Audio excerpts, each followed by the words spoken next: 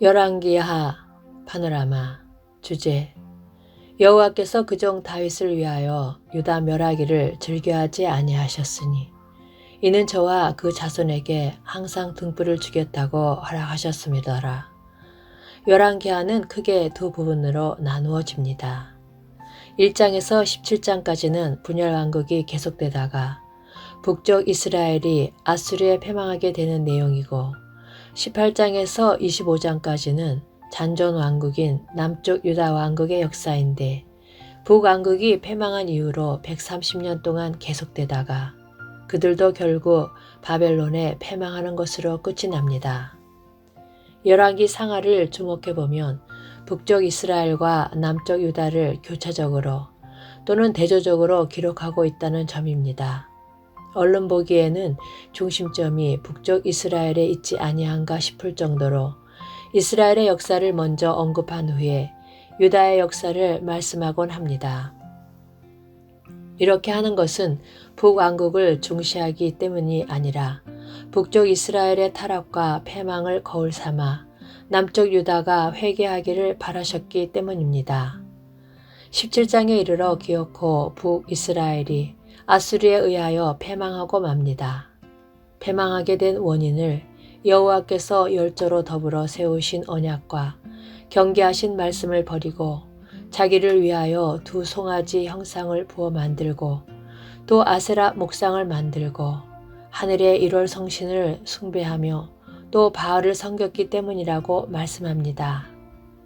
멸망한 후에도 이와 같이 저희가 여호와도 경외하고 또한 어디서부터 옮겨왔든지 그 민족의 풍속대로 자기의 신들도 섬겼더라 하고 혼합 종교가 되었다고 말씀합니다. 이 말씀도 현대교회의 경종이 됩니다. 문제는 여호와께서 이스라엘을 심히 노하사 그 앞에서 제하시니 유다 지파 외에는 남은 자가 없으리라 하고 그치는 것이 아니라 유다도 그 하나님 여호와의 명령을 지키지 아니하고 이스라엘 사람의 세운 율례를 행하였다 하고 말씀한다는 점입니다. 하나님께서 에레미야로 말씀하시기를 내게 패역한 이스라엘이 간음을 행하였으므로 내가 그를 내어 쫓고 이원서까지 주었으되 그 패역한 자매 유다가 두려워 아니하고 자기도 가서 행음함을 내가 보았노라 하십니다. 하나님은 그러한 유다에게 북쪽 이스라엘이 망한 후에도 약 130년이나 참고 기다리시면서 회개할 기회를 주셨건만 돌아오지 않다가 끝내 바벨론에게 패망하고 맙니다. 열왕기하에서는 역사서의 중심적인 두 주제인 언약과 왕위가 어떤 도전을 받았으며 하나님은 이를 어떻게 보존하셨는가, 11장에 의하면 다윗의 왕위에 심각한 위기가 있었음을 보게 됩니다. 7대의 아달랴라고 하는 여왕이 6년을 왕위에 있었는데 그녀는 다윗의 혈통이 아니라 북이스라엘의 아합과 이세벨 사이에 태어난 딸로서 여호람의 왕비가 되었던 것입니다. 이는 열왕기상에서 언급한 여호사밧 왕이 아합 집과 정략적으로 통혼을 했기 때문에 일어난 일입니다.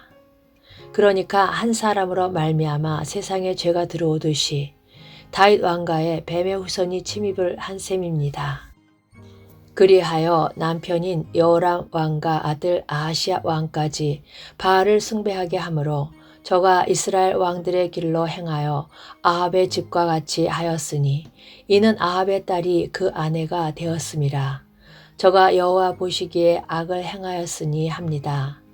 아달랴의 관계는 여기서 끝인 것이 아니라 아들 아하시아 왕이 죽자 일어나 왕의 씨를 진멸하고 왕위에 오름으로 다윗의 왕위를 찬탈하려 했습니다. 왕의 씨란 다름 아닌 친손자들로서 다윗의 왕위를 이을 자들입니다. 그러나 하나님은 이를 묵과하시지 않으시고 아하시아의 누이 여호세바를 들어서 어린 왕자 요아스를 왕자들의 죽음을 당하는 중에서 도적하여 내어 여호와의 전에 6년을 숨겨 양육하게 하셨습니다.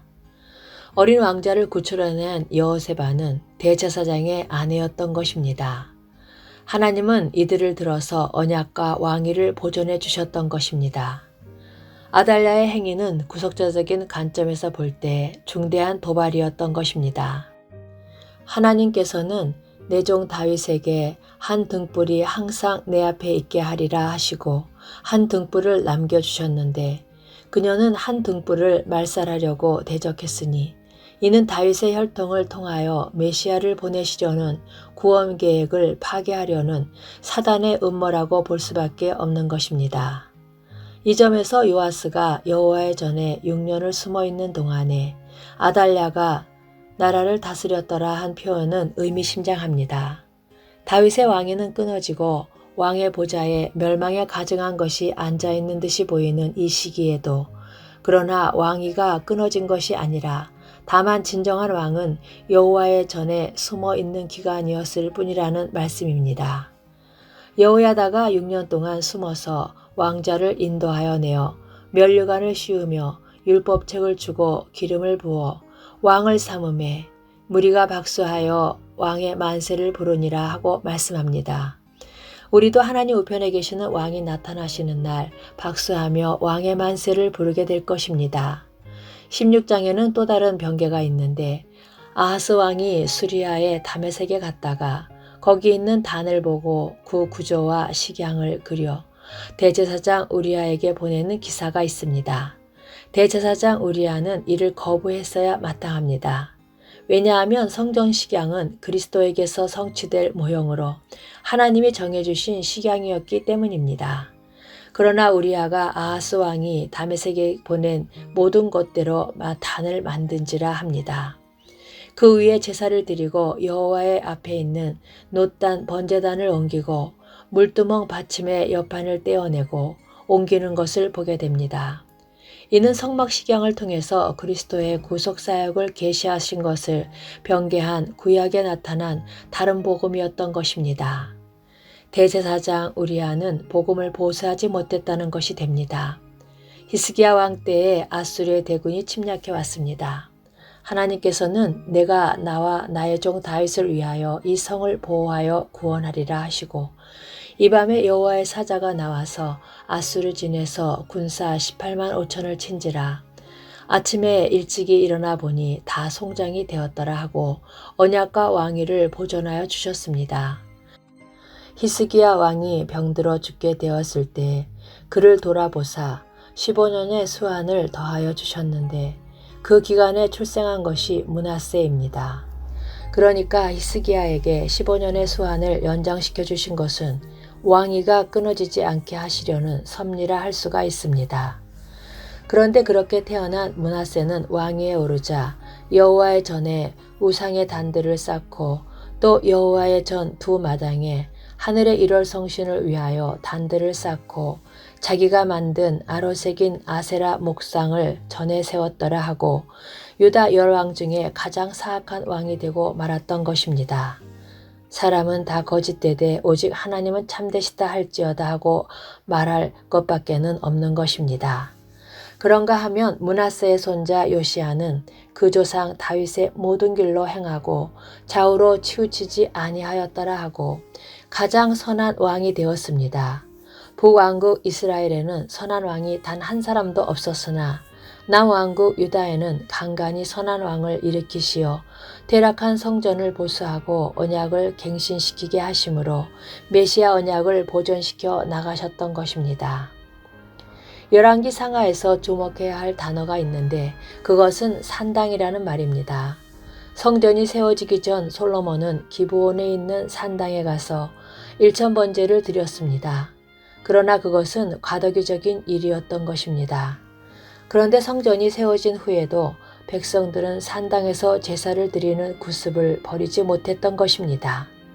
이는 다른 터, 다른 복음과 같은 것으로 용납될 수가 없는 것입니다.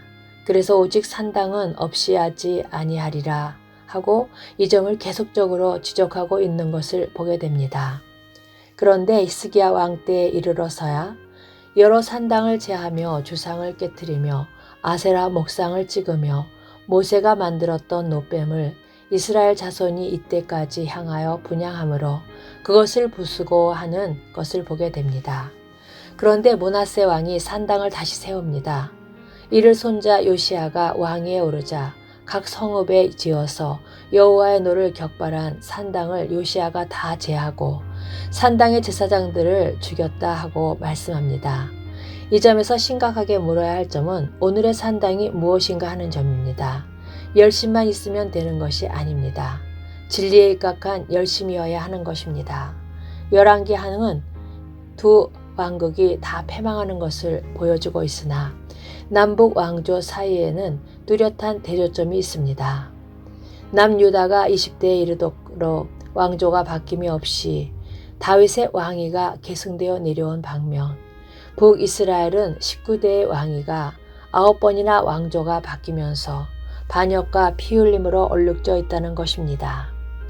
이처럼 다윗의 왕위가 이어져 내려왔다는 것은 하나님께서 다윗에게 하신 약속을 지키시며 그 혈통에서 메시아를 탄생시키시려는 하나님의 주권적인 섭리라 할 수가 있습니다.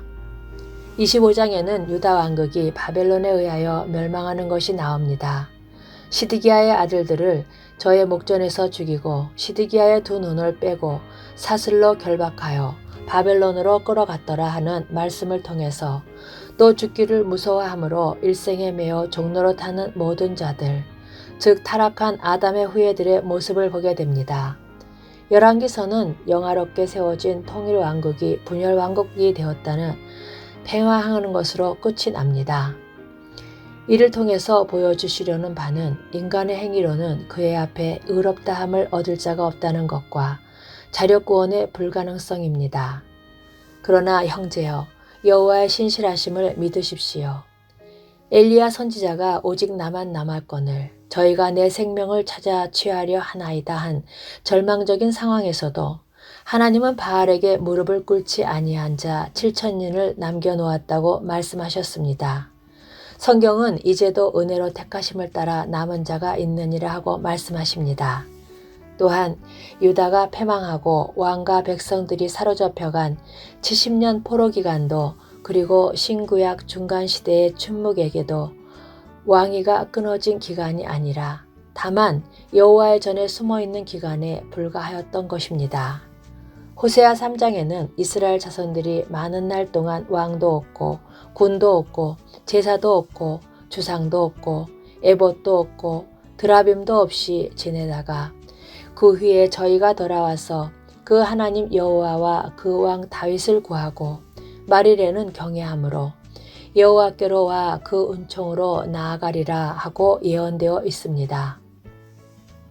죽은 지 250년이나 되는 다윗 왕을 구하리라는 말씀은 다윗의 위에 오르실 메시아에 대한 명백한 예언인 것입니다. 형제여, 성경은 우리를 향해서도 복스러운 소망과 우리의 크신 하나님 구주 예수 그리스도의 영광이 나타나심을 기다리게 하셨으니 하고 말씀합니다. 하나님의 우편에 계시는 우리 왕께서 두 번째 나타나실 날이 다가오고 있습니다. 그때 우리들은 박수하며 왕의 만세를 부르게 될 것입니다. 아멘.